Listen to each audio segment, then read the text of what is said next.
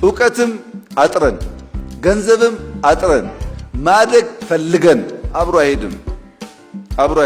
እድገት የሚመጣው እውቀትና ገንዘብ ያለበትን ቦታ አነፍንፈን ስንስብ ነው፣ ስንገፋ አይደለም። ታሪክ ይፈሳል። ይሰለጥን ዘንድ ስራ ይጠይቃል።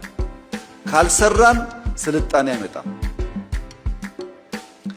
አባይ ታሪክ ነው፣ ንጋት ግን ስልጣኔ ነው።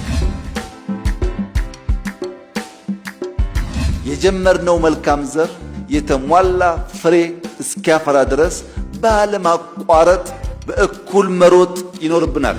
እኛ ጨክነን የያዝነውን መልካም ሐሳብና ሥራ ስንቀጥል የማናቃቸው በርካታ ሰዎች ተከታይ ብቻ ሳይሆን የተከታይ መሪ ይሆናሉ።